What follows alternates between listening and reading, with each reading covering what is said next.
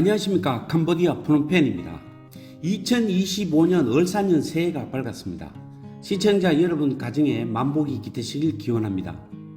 지금 한국 경제는 일시적인 위기 상황으로 일반 국민들의 고통은 날이 지나면 지날수록 더 심해져만 가고 있는 가운데 터진 탄핵 정국은 온 나라를 여야로 갈라 내가 누군지 너는 누군지 구분도 못하는 상황이 되어버렸습니다. 사태가 이렇게 엄중한데 사치스럽게 싸움질만 하고 있어 소는 누가 키울 건지 조국을 걱정하는 국민의 한 사람으로 안타깝기 그지없습니다.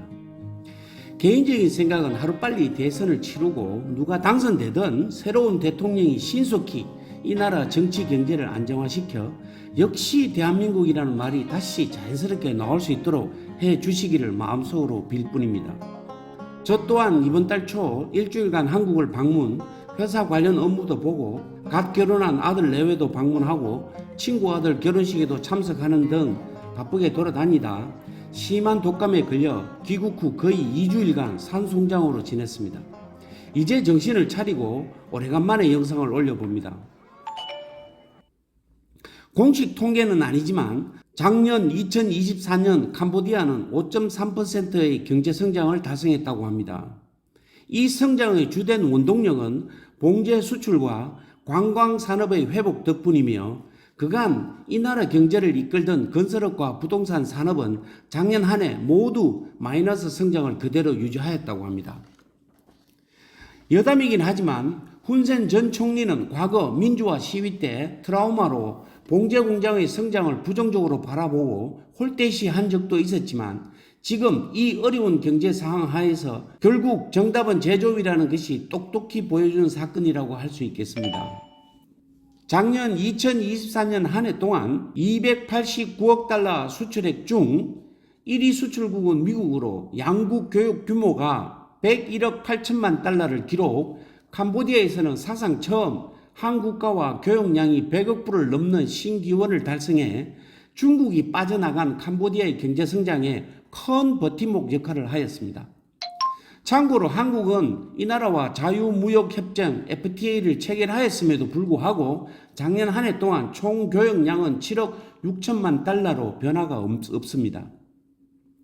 한국으로부터 수입은 4억 8천만, 수출은 2억 8천만 불이었습니다. 그리고 지난주 경제재정부가 발표한 2025년 올 한 해 캄보디아의 경제 계획을 보면 올해 6.3%의 경제 성장을 목표로 하고 있고 1인당 국민소득 또한 3,000불을 달성할 계획이라고 합니다. 올해 한국은 1.7%의 성장에 인당 GNP는 35,700불 현상 유지로 목표를 하고 있는 것과 비교하면 한국보다는 캄보디아 형편이 훨씬 나을 것으로 예상됩니다. 올해도 이 나라의 경제는 봉제업과 관광업이 주도할 것으로 예상되며 건설업, 부동산 부분은 획기적인 정책 변화 없이는 거의 죽은 목숨, 별다른 움직임을 기대하기는 어려울 것입니다.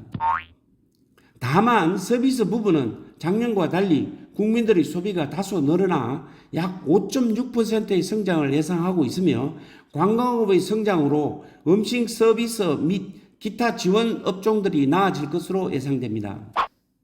한편 캄보디아 훈만의 새 정부는 봉제업의 수출 호조에 힘입어 아버지 훈센 때와는 달리 한국 등 전 세계 제조업체 유치에 혼신의 노력을 다하고 있는데 이는 지극히 정상적인 방향으로 높이 평가할 만하다고 할 것입니다.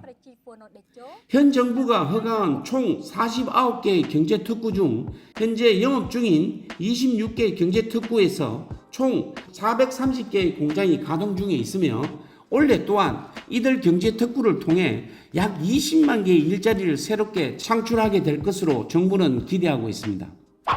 박정희 시절 대한민국이 걸어온 것처럼 이 나라가 나아가야 할 아주 바람직한 방향으로 생각되며 이를 위해 정부는 전 세계를 향해 기존의 신발, 의류, 가죽 제품들의 봉제 산업의 확대는 물론 새로이 자동차 부품, 전자 제품, 타이어 제조 및 자동차 조립 공장 유치에 최선의 노력을 다하고 있는 상황입니다. 반대로 올해 이 나라의 최저임금이 208불로 확정된 것은 달러 관세 때문에 정부의 공장 유치 노력에도 불구하고 외국인 투자를 가로막는 큰 장애물이 될 것으로 보입니다. 어쨌든 이를 잘 극복하고 부디 정상적이고 제대로 된 나라로 성장해 주기를 계속 응원하겠습니다. 이제 이 나라의 모든 국민도 제대로 땀을 흘려 돈을 벌어봐야 돈이 뭔지 진정한 가치와 용도를 이해하게 될 것이고, 이 나라에 만연해 있는 부정부패 또한 부조리조차도 차차 사라지게 될 것으로 저는 믿고 있습니다. 한편 지난 12월 19일에 유엔 총회는 캄보디아를 세네갈과 함께 2029년에 세계 최빈국 명단에서 제외하기로 확정하였습니다.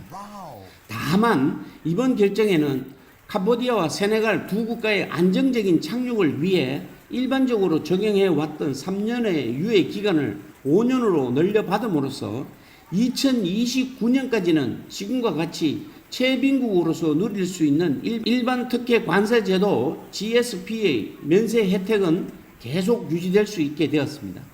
시간적으로도 2년 더 여유를 얻어 천만다행으로 생각되며 지금의 봉제 산업에도 큰 도움이 될 것입니다. 이제 늘 꼬리배처럼 붙어 다니던 아시아의 최빈국 캄보디아라는 별명은 곧 역사 속으로 사라질 것으로 보입니다. 원래 이 나라의 각종 지표들을 들여다보고 있으면 저희 회사는 참담하게도 탈출구가 없어 보입니다. 올 한 해도 금융권이나 외부의 도움 없이 혼자 힘으로 살아남아야만 할 것 같습니다. 아니, 버텨야 한다는 표현이 더 맞을 듯합니다. 스스로의 방법을 찾지 못한다면 작년과 같은 고통의 연속이 될 듯합니다. 저희 회사는 태생상 이 나라의 건설 산업의 성장과 그 개를 같이 해왔기 때문입니다. 불행히도 모든 이의 예측처럼 올해도 부동산 시장은 살아나지 않고 건설 경기 또한 바닥을 길 것이라 어디서 이 꽉 막힌 매듭을 풀어야 할지 고민이 더 깊어갑니다. 현실적으로는 보유 부동산 매각을 통해 올 연말까지는 그 어떤 일이 있어도 최소 한두 개의 부동산을 매각하여 현금을 확보해야만 할 것 같습니다. 제 의지만으로는 불가능하다는 것 잘 알고 있습니다만 부동산 매각 외에는 대안이 없다는 것 참담하게 느끼고 있습니다.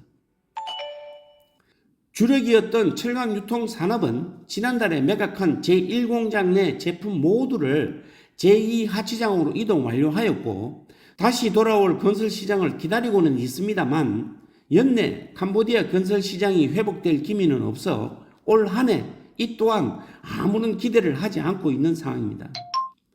판매량이 과거 대비 30% 선에 불과한 현실 앞에 과연 이 사업 자체를 계속 끌어가야 할지 깊은 고민을 해야 될 시기인 것만은 분명합니다.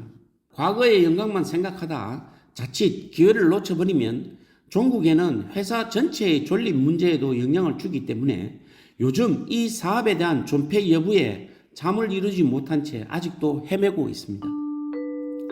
작년 한 해 동안 단 한 번도 가격이 오르지 못한 채 계속 철강 가격은 떨어지기만 했습니다. 제 장사 경험상 처음 있는 일이었고 올해도 이 철강 유통 사업은 중국의 저가 철강 제품의 영향으로 적자가 지속될 것으로 보입니다. 다만 저희 제품을 찾고 있는 마지막 남은 고객으로 한국 및 일본 정부 원조 공사가 있습니다. 저희가 명을 끊지 못하고 있는 이유가 이들 공사 때문입니다.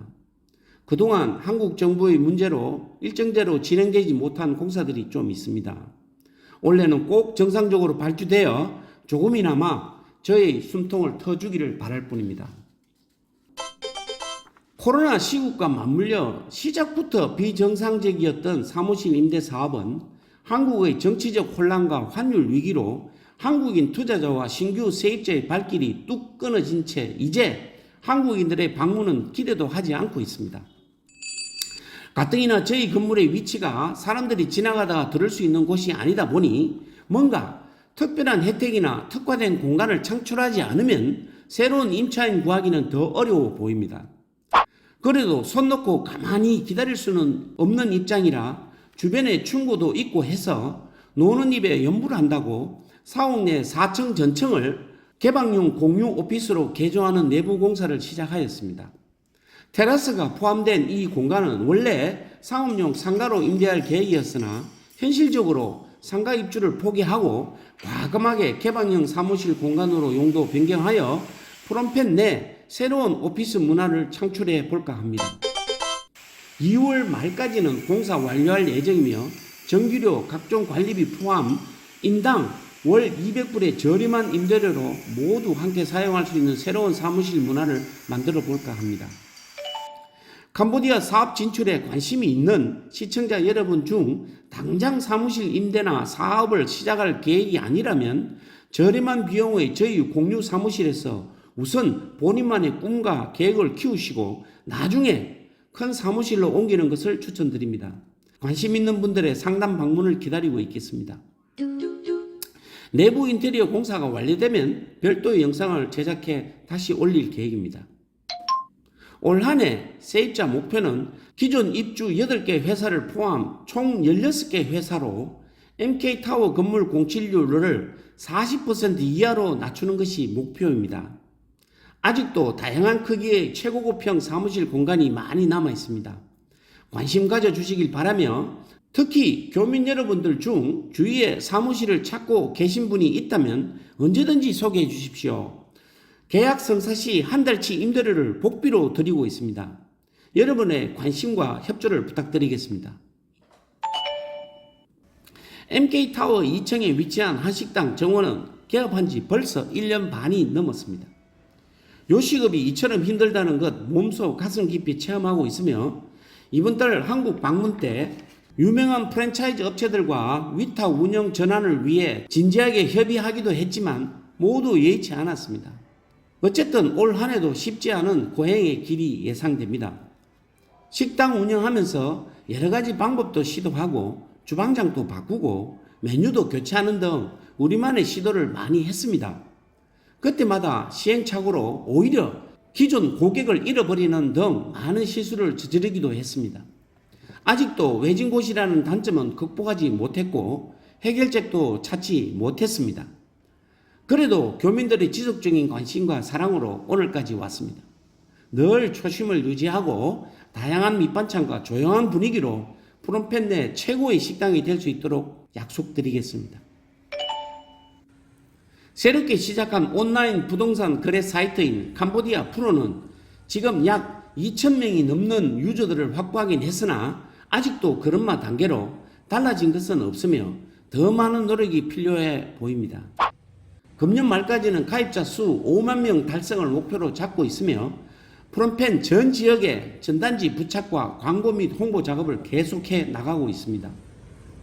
직원들의 고생에도 불구하고 당장 눈에 띄는 결과가 없는 사업이다 보니 돈 먹는 하마가 되어버렸습니다. 많은 가입자 확보와 거래 물건 등재를 위해 올해도 이 사업 홍보비에 많은 자금을 부어야 할 것 같습니다. 이 사업이 성공할 것이라는 자신은 없습니다. 하지만 그 뭔가 있지 않을까 하는 신념 하나만 보고 묵묵히 나아가고 있습니다만 주변에서는 미친 짓이라고 충고해 주고 있습니다. 부디 많은 관심을 가져주시고 판매든 임대든 아니면 구매를 원하시든 한번 방문해 주시어 직접 등록하시고 매물도 올려주시어 저희에게 격려와 힘을 실어주시길 거듭 당부드립니다. 올해도 현재 진행 중인 옆집 땅 분쟁 손해배상 등과 공고명령 관련 소송은 결론 없이 법정 사업만 계속될 것 같습니다. 돌이켜 생각하면 왜 돈을 들여가며 시작했는지 후회가 되기도 하고 그렇다고 아무것도 하지 않으면 나중에 후회될 것 같기도 해. 한국과 다른 이 나라의 법원 시스템에 무엇이 정답인지 18년째 살고 있는 저로서도 아직 잘 모르겠습니다. 이제 거의 격주로 재판이 열립니다. 결과 없는 이 재판들이 언제까지 계속 이어갈지 저 자신 정신력과의 싸움이기도 합니다. 결국 저희 회사는 원래 목표 명언이 땅을 팔자 그리고 버티자입니다.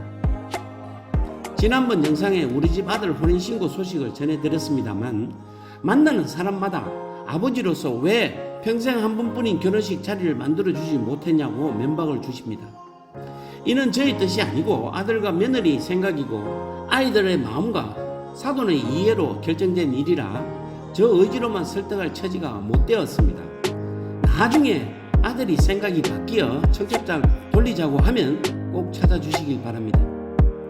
어쨌든 결혼식이 중요한 것은 아니고 이 아이들이 한 가정을 이루고 부디 건강하고 행복하게 잘 사라지기를 부모로서 바랄 뿐입니다. 금주도 끝까지 시청해 주셔서 감사드리며 새해 복 많이 받으시고 특히 감기 조심하십시오. 다음 소식 전할 때까지 안녕히 계십시오.